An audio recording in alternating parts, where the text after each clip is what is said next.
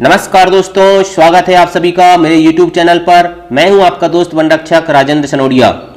दोस्तों, आज के इस वीडियो में हम बात करेंगे कि एमपी फॉरेस्ट गार्ड और एमपी पुलिस कांस्टेबल जैसे एग्जाम के लिए कोर्स खरीदना है या नहीं खरीदना है।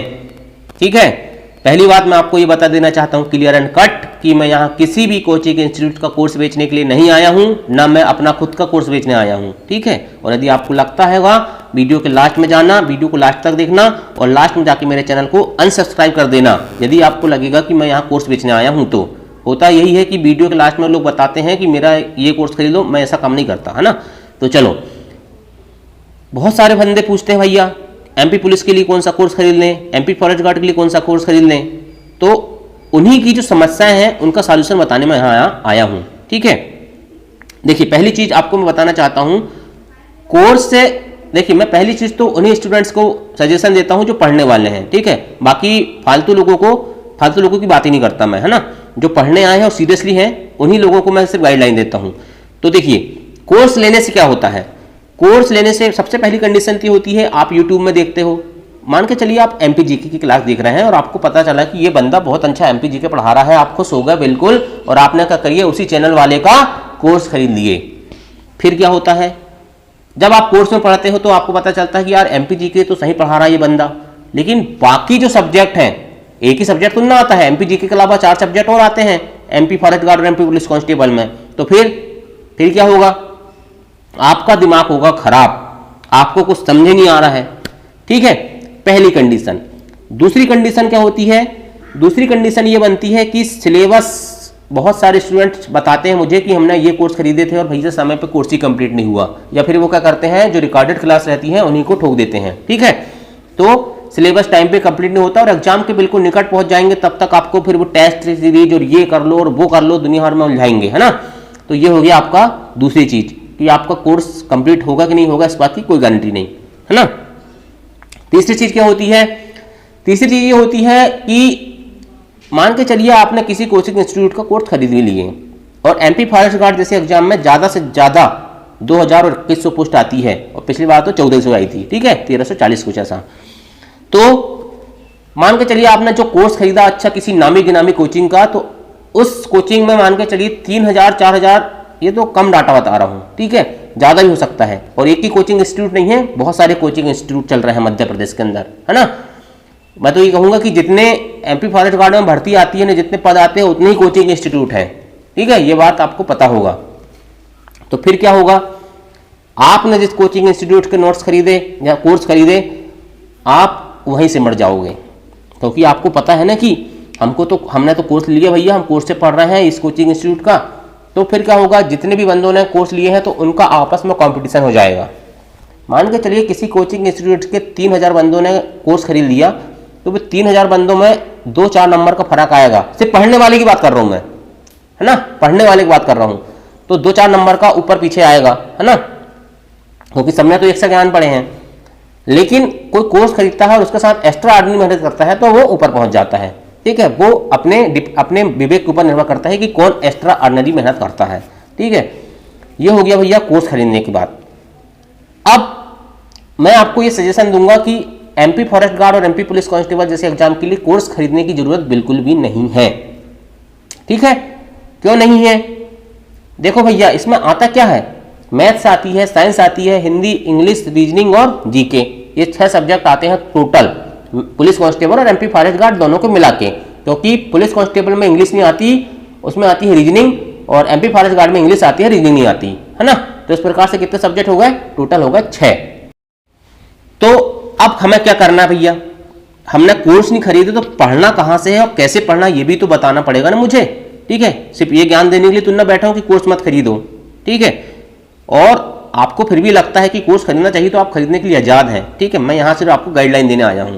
चलो, अब पढ़ना कैसे है और कहां से पढ़ना है, ये आज की जो मेरी गाइडलाइन है ना दोस्तों, यदि आपने इसको फॉलो कर लिया, वो एक पॉइंट के कहावत है कि अगर आपको सही समय पर सही गाइडलाइन मिल जाए, समझे, तो आपकी सफलता निश्चित हो जाती है। नहीं तो फिर 10-10 साल तैयारी करोगे तो आपको सफलता नहीं मिलती। तो अब वो वाला मेरा मेन जो पॉइंट है वो शुरू होने वाला है। ठीक है, और सिर्फ एमपी फॉरेस्ट गार्ड और एमपी पुलिस कांस्टेबल नहीं, आप दुनिया का कोई भी एग्जाम दोगे और अगर ये मेथड को अपना लिए ना तो आपको सफल होने से दुनिया की कोई ताकत रोक दे तो आप मुझे बता देना। पढ़ना कैसे और कहां से पढ़ना है ये बता रहा हूं मैं आपको, है ना। देखिए, पहली चीज ये है, आप किसी भी एग्जाम की तैयारी कर रहे हैं, अपन एमपी पुलिस और एमपी फॉरेस्ट गार्ड की बात करते हैं, तो आप सबसे पहले उनके सिलेबस को उठाइए। क्या करोगे? सिलेबस को उठाइए और सिलेबस को उठाने के बाद उनके सारे टॉपिक को लिख लो, क्योंकि जो कोर्स देगा वो भी यही करेगा, है ना। और उसको ये पता नहीं रहता कि कौन से टॉपिक से क्वेश्चन पुलिस कांस्टेबल या फॉरेस्ट गार्ड में पूछा जाएगा, ठीक है। मतलब जो सामान्य टॉपिक है वो तो सब पढ़ाते हैं, लेकिन आप भी क्या करो, प्रीवियस ईयर क्वेश्चन पेपर देख के क्या करो, टॉपिक जमा लो कि एमपी में हमें इतना पढ़ना है, ये टॉपिक आते हैं। मैं तो कहता हूँ सारे टॉपिक पढ़ो ना, क्या दिक्कत है। इसके बाद मैथ्स में सारे टॉपिक, ठीक है। इसके बाद है इंग्लिश में, ठीक है, हिंदी में और जो भी सब्जेक्ट है, रीजनिंग में, तो सभी के टॉपिक लिख लो एक कॉपी में, ठीक है। कॉपी में लिख लिए, उसके बाद क्या करना है आपको, आप कौन सी किताब से पढ़ रहे हो, आप उस किताब से पढ़ो। एक किताब तो आपको एक सब्जेक्ट ही कम से कम पढ़ना ही पड़ेगा, ठीक। मैंने किताब आपको बता चुका हूं ना, फिर बताता हूं एक बार और। मैथ्स के लिए आप RS अग्रवाल आदि, क्योंकि आप सबने RS अग्रवाल खरीद के रख चुका है तो मैं RS अग्रवाल का नाम ही बताऊंगा, ठीक है। रीजनिंग के लिए दोस्तों एमपी पुलिस कांस्टेबल में जो तैयारी कर रहे हैं तो आप परफेक्ट से पढ़ते हो, परफेक्ट की रीजनिंग आती है तो आप उसी से पढ़ो, या आपका जो भी बुक हो, आपके पास जो बुक हो आप उसी से पढ़ो। लेकिन मैंने सिर्फ साइंस के लिए बताया था कि एनसीईआरटी पढ़ना, विज्ञान के लिए, ठीक है, क्योंकि साइंस से ही एनसीईआरटी से ही क्वेश्चन आते हैं भैया। एक चीज बता दे रहा हूं मैं आपको, नहीं है, और आपको विश्वास नहीं है तो आप मेरा वीडियो जाके देख लेना, है ना। ये होगी बात। अब हमें पढ़ना कैसे है, मान के चलिए आप पढ़ रहे हो कि मध्य प्रदेश की नदियां, तो आप बुक से तो पढ़ लिए, ठीक है।